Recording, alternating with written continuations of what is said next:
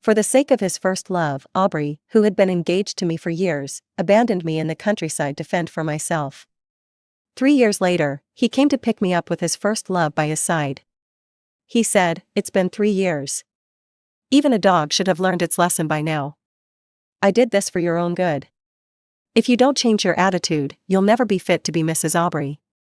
Everyone expected me to cry, to pour out my grievances and longing from the past 3 years, clinging to him desperately. But I just smiled calmly. "I'm sorry, Mr. Aubrey. I'm already married." I had just returned from the market, carrying groceries in my hand. From a distance, I saw a dozen luxury cars parked at the gate, cars I hadn't seen in years. As I approached the entrance, I could hear the noisy chatter inside. 3 years have passed. I wonder what that young lady has turned into. Has she become a country bumpkin yet? What young lady? She's just an orphan taken in by the family. Did she really think she was some kind of noblewoman? Exactly. She's not even related to us by blood. It was out of kindness that they took her in. Otherwise, she'd be worse off than a beggar. Belinda was just young and didn't know any better. I'm sure after these 3 years, she's realized her mistakes. A gentle voice interrupted the harsh comments, bringing a moment of silence to the courtyard. I vaguely recognized the voice. It was Cynthia's. Aubrey's beloved first love. 3 years ago, after her father passed away in a car accident, Aubrey took her under his wing.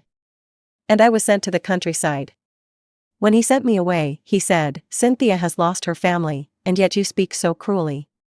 She's always been kind to you. Do you even have a conscience? You can come back when you've learned to behave and understand what's right. Otherwise, you'll stay there for the rest of your life. I'm doing this for your own good. If you don't change your attitude, you'll never be fit to be my wife." For my own good? What a joke. For my own good, he sided with Cynthia in that situation? For my own good, he abandoned me in the countryside without a second thought? He knew full well that I was on the verge of a breakdown back then. Hearing this now, I could only feel the irony. Cynthia is so kind-hearted, not holding a grudge against her. If it were me, I'd have sent her to jail for a few years. Cynthia said softly, "Belinda is still family, after all." Then, her eyes reddened. "Cynthia, don't be upset. That fool has already been punished. What do you think her expression will be when she sees us? Obviously, she'll burst into tears and beg Aubrey to take her back." Aubrey snorted coldly. "It's been 3 years. Even a dog should have learned its lesson by now. If she hasn't, then she can stay here and keep performing." The crowd around him chimed in with agreement. "I'm kind of hoping she hasn't learned her lesson. That way, I'll never have to see her again." Me too. Her shameless behavior always disgusted me. "But, didn't you two have an engagement?" A voice piped up, tinged with confusion. Hearing this, Cynthia turned to Aubrey, her eyes filled with hope.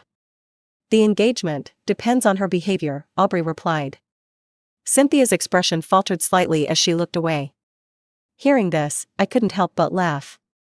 I didn't bother to hide my laughter. The sound of my laughter, carried by the breeze, reached the courtyard, startling everyone inside. The person closest to the door turned and saw me, exclaiming in surprise, "Belinda?" His shout drew everyone's attention. "Is that really Belinda? How is that possible? Shouldn't she have turned into a country bumpkin by now?" I heard their comments and understood why they were so shocked. In their imagination, after being abandoned in the countryside for 3 years, I should have become a shabby, haggard village girl. But that wasn't the case. I was wearing an elegant long dress, paired with a light cardigan, and a camera hung around my neck. My hair and skin were well maintained, and I even had a nude manicure. There was no trace of a country bumpkin about me. Aubrey's gaze slowly fell on me, and even he looked surprised. "Belinda," he called my name, his tone distant. It was a stark contrast to how he spoke to Cynthia. I used to resent this, to cry and make a scene over it. But not anymore. "Mr. Aubrey," I greeted him politely, shifting the grocery basket to my other hand. Hearing my words, Aubrey frowned slightly. "It's only been 3 years. Do we have to be so formal? I'm your fiancé. Is this how you talk to me? It seems like 3 years wasn't enough. You still haven't learned your lesson." If you keep this up, I'll really call off the engagement. I glanced at him indifferently. Why did he think that after 3 years, I would still care for him? When I was 10, I became an orphan. His grandfather took me into their family and immediately announced my engagement to Aubrey. From that moment on, I knew I would marry Aubrey and be groomed to become a wife who could support him. I was grateful to his grandfather for his kindness, so I allowed myself to fall in love with Aubrey, bit by bit, amidst his gentleness. At the height of our affection, he had even said he loved me. He had promised to marry me once I came of age. But then Cynthia appeared, and everything changed. I watched as the affection that was once mine was slowly taken away, as he showed her unconditional favoritism. I cried, I made scenes, and I even deliberately caused trouble for Cynthia. Without exception, it only brought me blame and anger. Then, Cynthia's necklace went missing. Aubrey immediately came to me, accusing me. I may not have liked Cynthia, but I wasn't shameless enough to steal from her. Besides, during that time, my cat of 8 years had fallen ill and was hospitalized. Aubrey had given me that cat for my birthday. To take care of it, I had rented a place near the animal hospital and hadn't been back to his house in a long time. I stood my ground and confronted Aubrey. But to my shock, the necklace was found in a coat I hadn't worn in ages. Aubrey hit me and shattered the only keepsake my parents had left me. Seeing the bracelet broken into pieces on the floor, I lunged at Aubrey in a frenzy. In the chaos, Cynthia fell down the stairs. After that, I was sent to the countryside. And my cat didn't survive that summer. Seeing my silence, Aubrey's expression grew impatient. Just as he was about to lose his temper, I raised my hand, showing the ring on my finger. I'm sorry, Mr. Aubrey. I'm already married. Aubrey's frown deepened. Cynthia stepped forward, linking her arm with Aubrey's, looking at me with the gaze of someone indulging a tantrum-throwing child. Belinda, you shouldn't lie. Aubrey told me he cut off your credit cards. So, these clothes. You're still young. Don't let yourself be deceived. Her words made Aubrey take a closer look at my outfit, and his expression gradually turned cold. He must have remembered how he had cut off all my financial support. In their eyes, without Aubrey's money, I didn't deserve to wear such nice clothes. His friends all looked at me with mocking expressions. Someone spoke up, Belinda, were you taken in by some sugar daddy? In this backwater countryside, it must be some old man who couldn't find a wife, right? Aubrey's face darkened instantly, his anger directed at me. Belinda, have you no shame? If you don't care about your own dignity, at least don't embarrass our family. From his reaction, it was clear he thought I had degraded myself, becoming someone's mistress. But Aubrey, we've known each other for so many years. Even if you don't like me, you should know my character. Did you really think I was the type to sell myself for money? I looked around coldly and said, I should be asking if you all have any shame, coming all this way just to act like lunatics. I'm not like you useless people. I don't need a man or a family to live well. Aubrey seemed taken aback by my retort. He sneered, you? Don't overestimate yourself. Belinda, don't play hard to get. I know what you're trying to do, you just want my attention. Hearing this, I couldn't help but laugh. It seemed he couldn't understand human language. His attention? Was he even worth it? I grabbed an egg from the basket and hurled it at him. Aubrey wasn't prepared, so the egg hit him square in the face. Aubrey! Cynthia screamed in shock. Aubrey closed his eyes, wiped the egg off his face, and raised his hand as if to strike me. I quickly stepped back and said coldly, What? Does the young master want to hit me again? Aubrey paused, took a deep breath, and said, It seems you're doing just fine here. In that case, you can stay here for the rest of your life. With that, he stormed off. With the main character gone, the entourage of onlookers quickly followed. Cynthia was the last to leave. As she passed me, she whispered, Thank you. If it weren't for you, Aubrey wouldn't have realized how good I am. I didn't respond, just looked at her coldly. The thing you're showing off is nothing more than trash I've already discarded. If you like picking through garbage, then go ahead. After they left, I carried the groceries to the house across the street. Inside, my husband was in the middle of a conference call. When he saw me, he muted the call, took the grocery basket from me, and smiled. I told you to wait for me so we could go together. Are you tired? I shook my head and followed him into the kitchen. I bought groceries and shot some footage. You cook. Fair deal. He suddenly stopped, and I bumped into him. He turned around, bent down, and pinched my nose. You little rascal. I heard some commotion outside earlier. Did something happen? Thinking about what had happened, I pursed my lips. Aubrey came by, saying he wanted to take me back. I taught him a lesson. Hearing this, my husband frowned. Aubrey? It's good you taught him a lesson. Otherwise, he wouldn't know his place. I looked at him, raising an eyebrow. That's it? He smiled, then suddenly scooped me up and carried me to the bedroom. I know about your past with him. I'm a little jealous, but the fact that you're with me now is what matters most. With that, his lips met mine. His kiss was fiery, melting me bit by bit, and I couldn't help but lose myself in it. I saw Aubrey again a month later, at Flora's engagement party. She was my best friend, and she had come all the way to the countryside to invite me. Unable to resist her pleading, I reluctantly agreed. Running into Aubrey and Cynthia was something I had expected. As soon as Flora saw them, she pulled me behind her like a mother hen protecting her chick, letting her fiancé, Curtis, handle them. Curtis was Aubrey's friend. Flora, meanwhile, dragged me to a corner. I'm sorry, I forgot they'd be here too. I smiled and shook my head. Having lived in their family for so many years, our social circles overlapped. It was only natural they'd be here. It's fine. I've moved on, I reassured her. After all, I'm already married. Flora was stunned, looking at me in disbelief. You're married? Since when? Why didn't I know? 6 months ago. Flora stared at me for a long moment, then suddenly burst out laughing. I knew it. Someone as wonderful as you wouldn't waste your life clinging to a dead end like Aubrey. This is how it should be. We don't need someone like Aubrey. As she laughed, her eyes welled up with tears. I knew she was happy for me. When Cynthia first appeared, Flora had tried to talk sense into me. But I couldn't let go. I was determined to run headfirst into that wall. Now, I had moved on. After crying for a bit, she glared at me. Why didn't you bring your husband? Or do you not see me as a good friend anymore? He's on a business trip, I apologized. He'll be back tonight. Next time, I'll bring him to treat you to dinner. Flora nodded in satisfaction. Suddenly, she grabbed my hand and pulled me to the center of the room, taking the microphone and drawing everyone's attention. With a bright smile, she announced, Everyone, I have some great news to share today.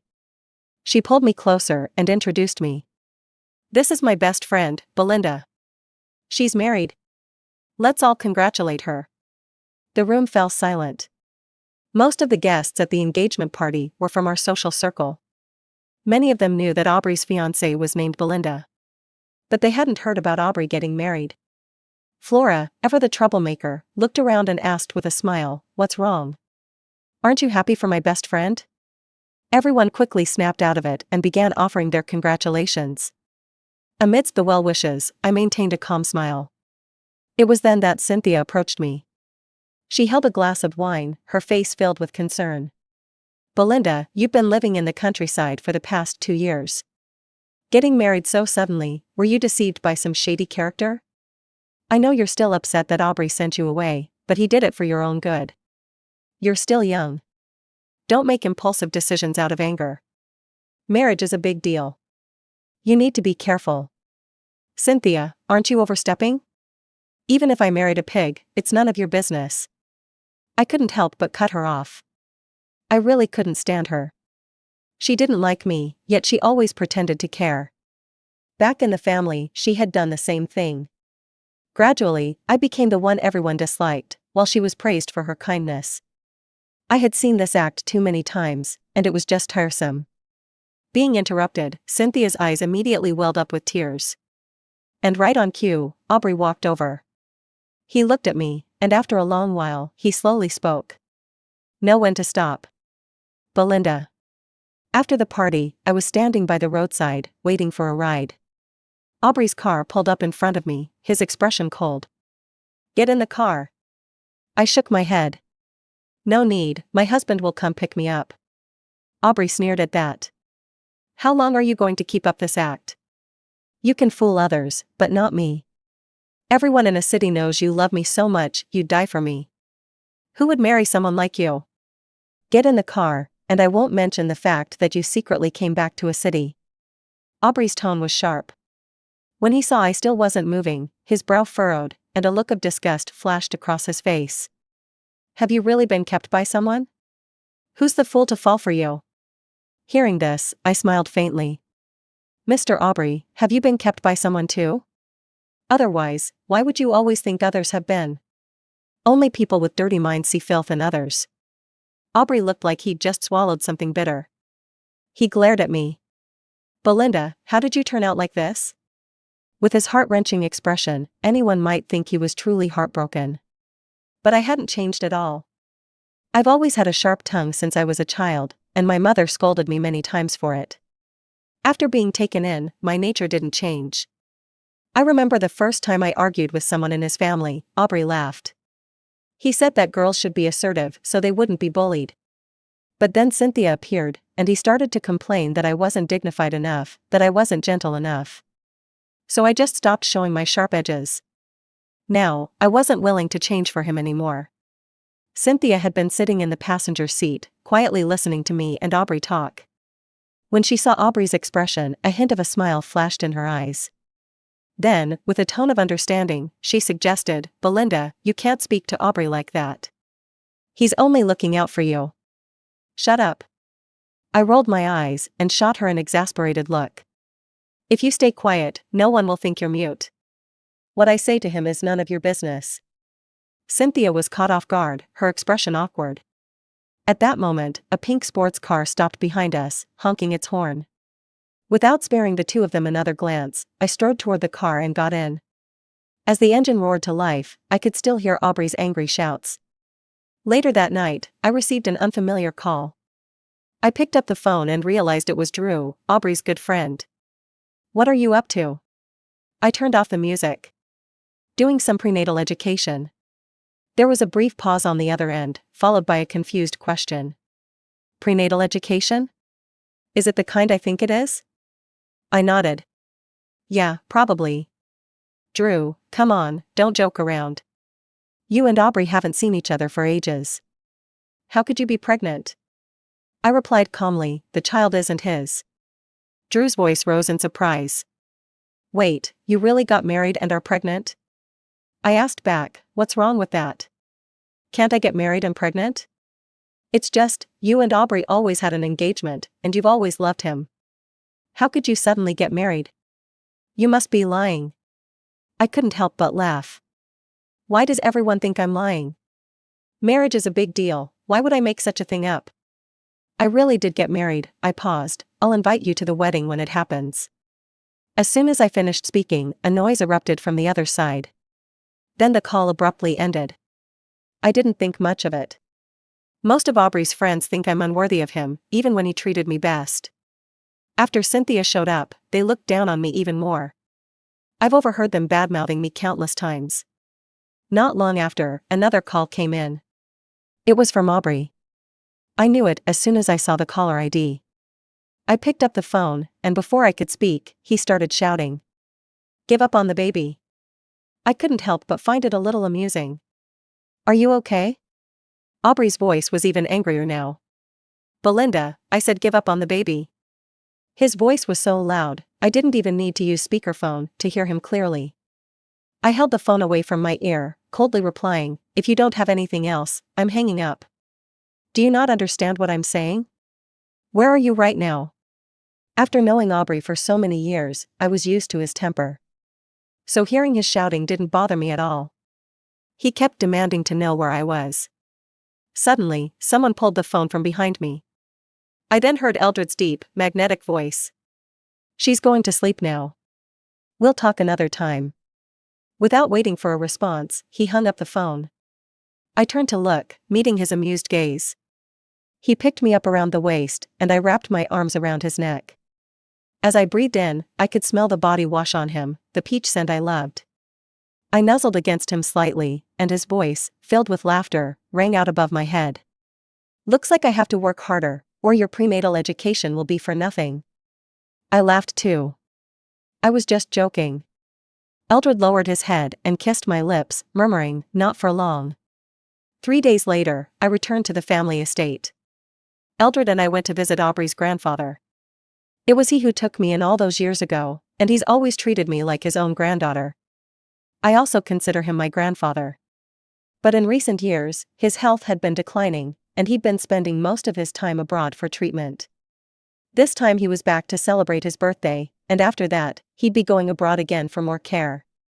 After meeting with Grandpa, Eldred got a call and went to the back garden. I found a spot in the corner to wait for him. "I didn't think you'd come back."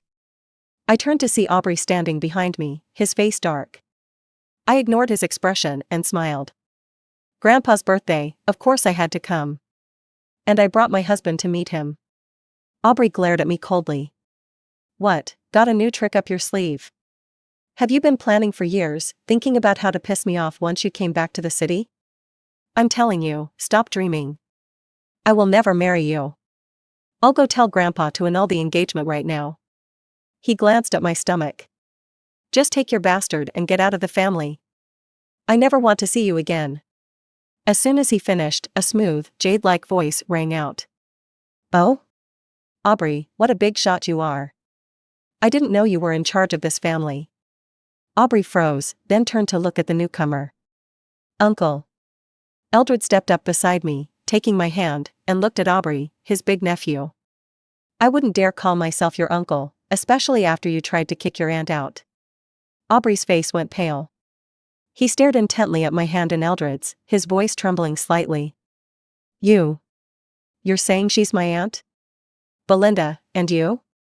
Eldred glanced at him lightly, his voice turning cold. "She's your aunt. What, are you that rude?" Aubrey's face drained of color. But soon, he regained his composure. In fact, during the family dinner later, he acted completely normal, as though nothing had happened. The family dinner was over. Eldred went to get the car, and I stood by the door waiting for him. In the meantime, Aubrey suddenly appeared and dragged me into an empty corner. He glared at me coldly and gritted his teeth, saying, "You did this on purpose, didn't you? You and Eldred are pretending for my sake, aren't you?" I looked at him and said, "You're overthinking it.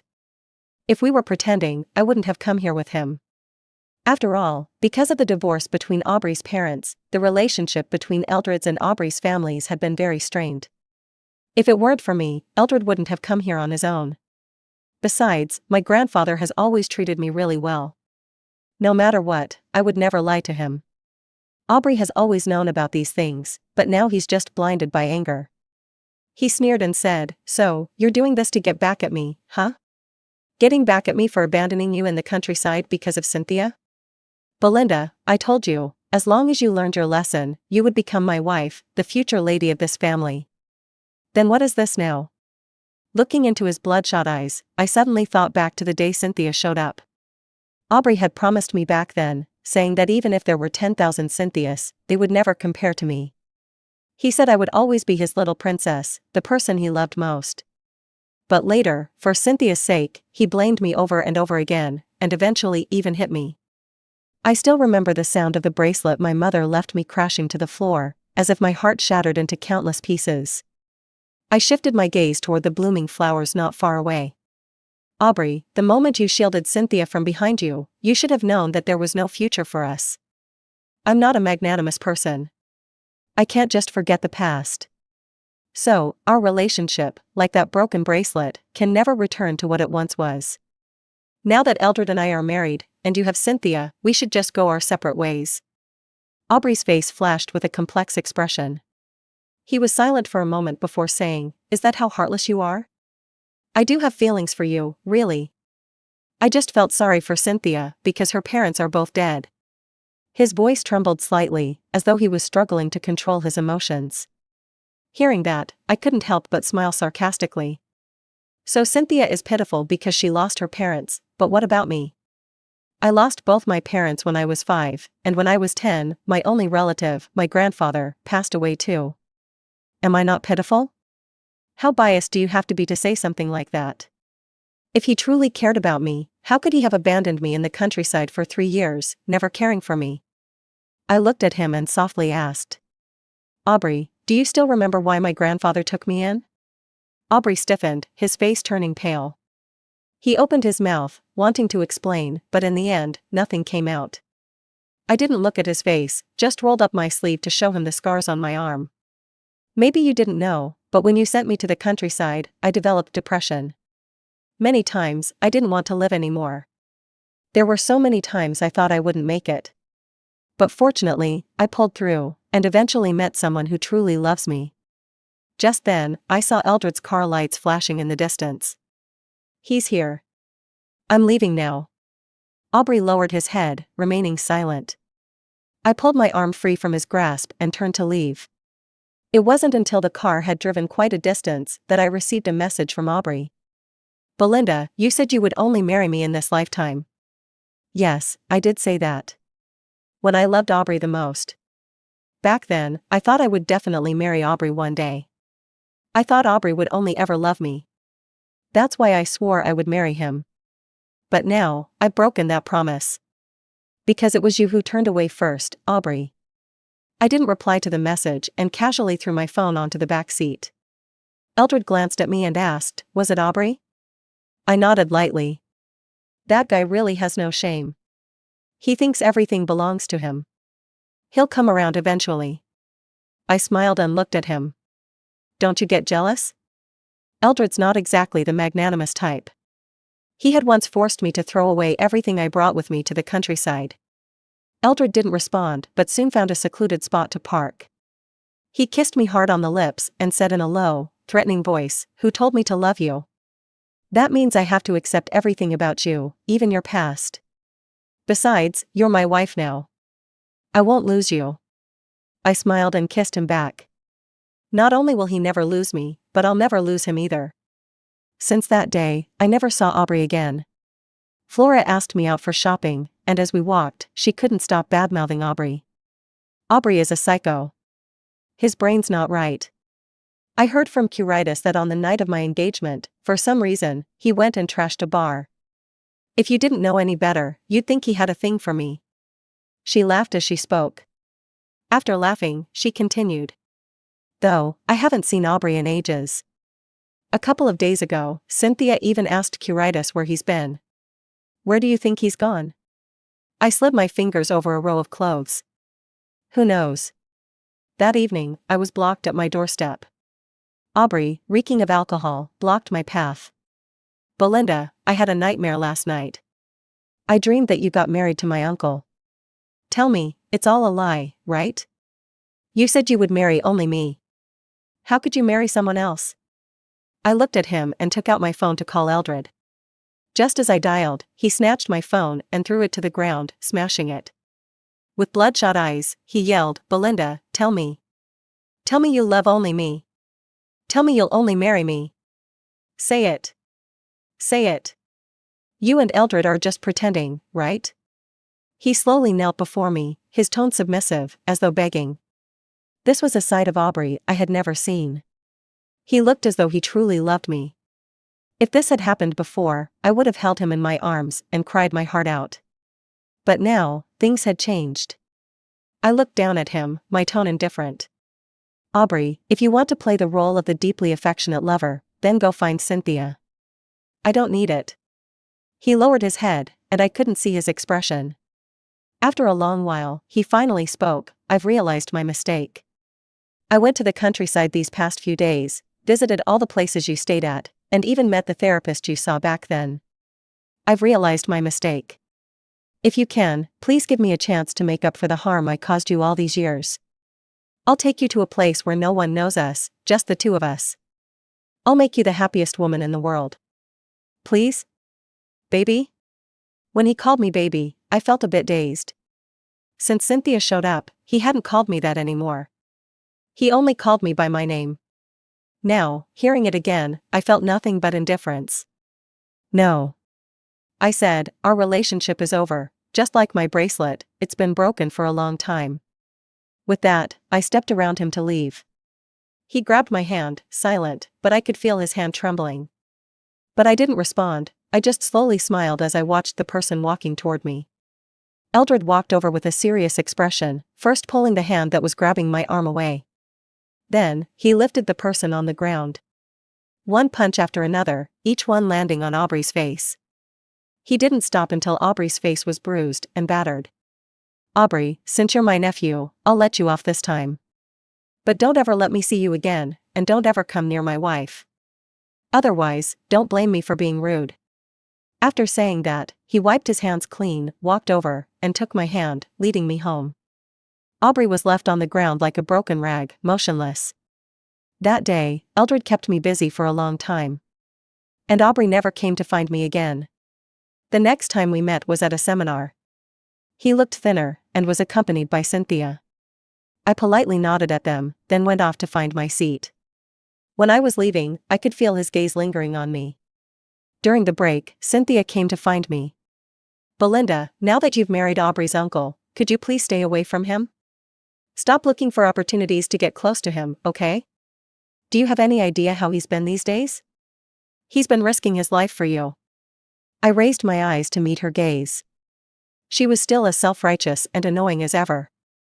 I said coldly, "Miss Cynthia, what he chooses to do is none of my business.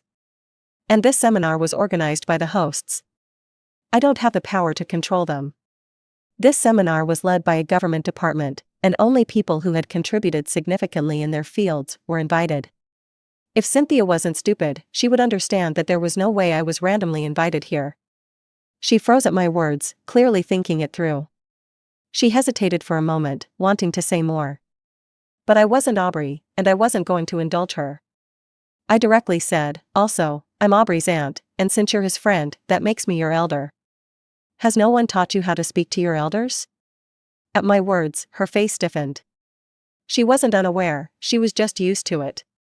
Used to looking down on me, which is why she spoke so shamelessly. She bit her lip, hesitating for a long time, but she still didn't call me aunt. And when she saw my smile, she gritted her teeth and said, "Belinda, what are you so proud of? Is it just because you're relying on Eldred to be here? What's so impressive about that? Don't think I don't know, you're only marrying Eldred because he's richer, right?" I didn't respond, just looked over her shoulder. "Aubrey, you're just in time. Take your woman and leave."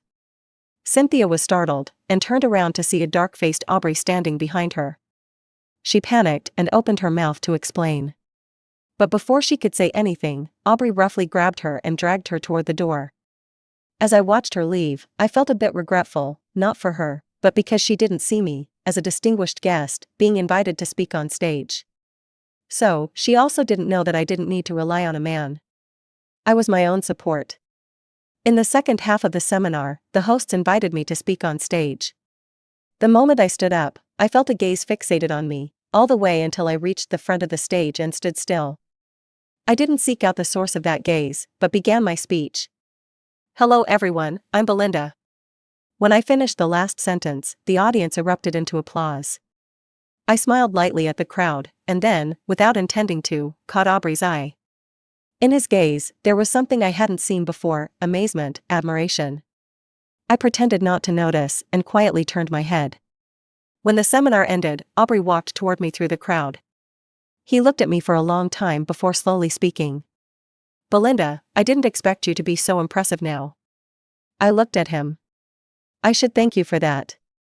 3 years ago, I was sent to the countryside, alone with no one to rely on. The first year, I got depressed and almost lost the will to live. During my last hospital stay, the patient in the bed next to mine loved filming videos. She said she wanted to record all the beautiful things in the world, so that her time here wouldn't be in vain. At that moment, I suddenly had an epiphany, and began learning to use videos to capture the beautiful things around me. Through the videos, I learned about many wonderful cultural heritages. They were also struggling, trying not to be forgotten, trying to make the most of what they had left. Just like me. As I was trying to find the meaning of my future. So, cultural heritage started appearing in my videos. At first, I simply hoped they wouldn't be forgotten, because to be forgotten is to disappear.